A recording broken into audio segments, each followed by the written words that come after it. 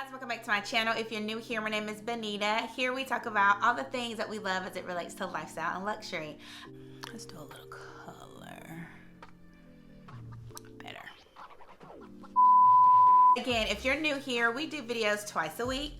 Wednesday is usually a luxury upload, and Friday we do what we call a Fast Five Friday. If you think you would like it here, I hope that you would like, subscribe, comment, share, turn on the post notification, all the things. But without further ado, we're gonna get started. Today we're chatting with all the girls, but especially our ladies 40 and up, about 5 things you need to know about mature skin. And before we get started, let me do a disclaimer. Obviously, I am not a dermatologist. These are things that I've learned that my dermatologist has discussed with me. I've honestly learned a lot here on YouTube. I've tried products based on a few people here on YouTube, but not before or running it by my dermatologist. So anything that I say here that you think is a good idea, it may be intriguing to you, it may be a tip that you want to try, make sure that you run it by your dermatologist, your general practitioner, a nurse practitioner, someone in the medical field who can confirm or deny if that's something that you need to be doing. Also too, even though we are chatting about mature skin, this is something that if you are 20 and up, you probably need to listen to, because a lot of the things that we're going to talk about is preventative things that had I known in my 20s I wouldn't be dealing with now. So don't click out just because it says a 40 and up. It's going to be beneficial for you too, hon. And lastly, I did not apply a lot of makeup because we are talking about skin and mature skin. I wanted you to see my skin pretty much in its current state. Now I had to wear some makeup now, but the sweat beads might start popping up. I don't have on hardly any powder. I didn't put on concealer because I wanted you to see the problem areas, or what I consider problem areas in my skin. But if you're local, I will link my dermatologist. I have 2 down below that you may want to send them an email, make an appointment. Also too, there's like a National Dermatology Association. I will leave that link. The first thing that you need to know as it relates to a mature skin is that sunscreen and sun protectant is your #1 anti-aging product. I wish I would have taken this seriously in my 20s and 30s. I only started wearing sunscreen religiously, like on a daily basis, probably about maybe 3 to 4 years ago. And you know, that's way too late. You want to wear it every single day on your face, your whole body. Don't forget your hands. You definitely want to wear sunscreen. When I was getting my nails done like every 2 to 3 weeks and going into the LED light, I would always put sunscreen on my hands. After that, I will wash them, and when we're ready to polish and do all the things, I will put sunscreen on my hands before I go into the light. So you definitely need it. And I've always been a sunscreen wearer, but not consistently. Obviously, when we go to the beach, obviously during summertime, I used to think that I didn't need sunscreen in the winter time, in the winter months, on cloudy days. We've always had sunscreen in our skincare routine. My husband, he is a huge proponent of sunscreen. He always has been. He grew up on a farm. He always knew the importance of like sunscreens, big hats, long sleeves, you know, protecting your skin. But if you want to fight the signs of aging, you need to do that now. Don't wait until you're older to try to, you know, ramp up the sunscreen. You know, better late than never. But right now, you always want to wear sunscreen. Babies, newborns, children, teenagers, men, women, we definitely want to wear a sunscreen. The second thing that you need to know as it relates to mature skin is plain and simple, pay attention to your skin. If you don't see any changes in your skin, be it good or bad, then you're not paying attention. Our skin turns over every day.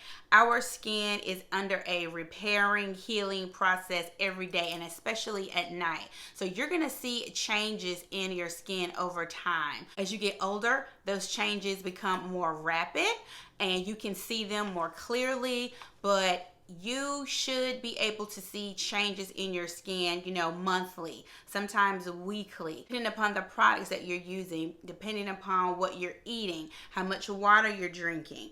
I can see if I'm properly hydrated every day according to my skin, according to how much water I drink. If I'm dry and I feel a little, then I haven't drank enough water for the day. So you definitely have to pay attention to your skin.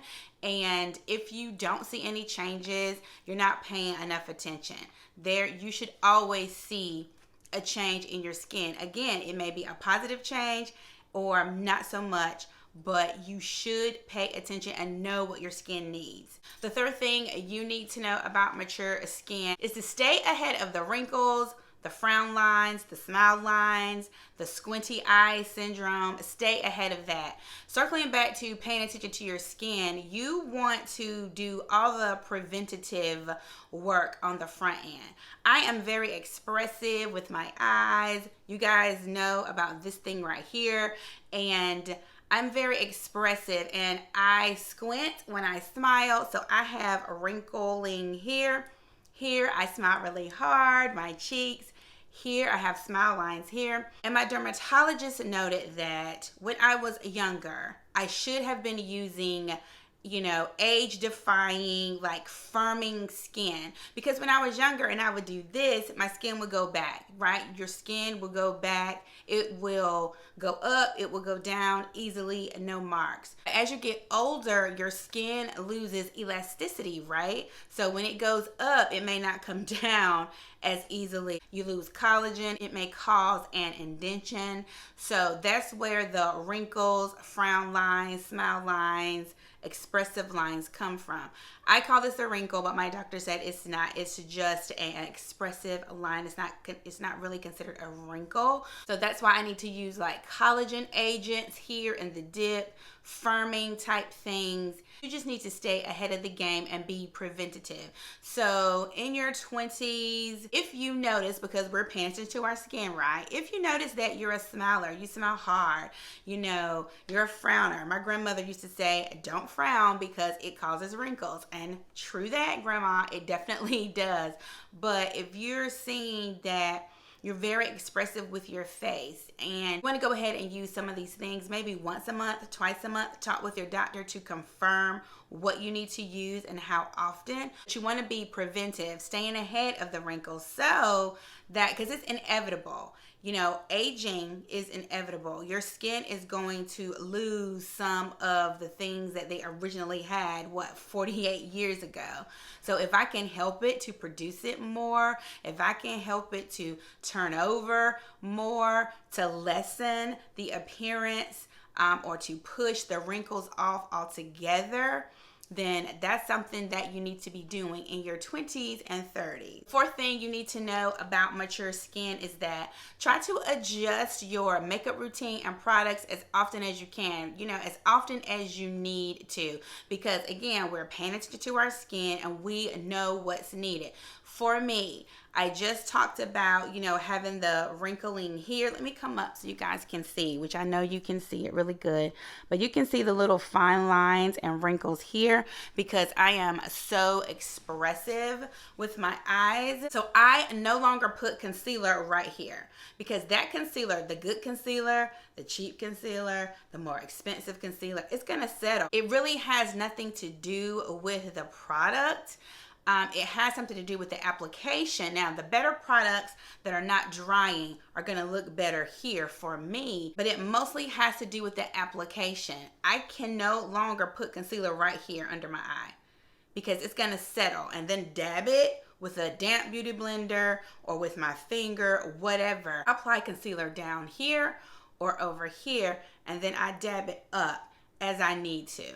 Some days, it depends upon how much water I drank, if I use my night cream before, if that skin is, we call it crepey, but it means it's thin and it's dry. So if that skin is having a moment, I skip the concealer altogether because it doesn't matter. If I put a cream there, if I put a base or a primer, if it's having a moment, it's gonna settle in that kind of divot. and that will make you look older. I've done it.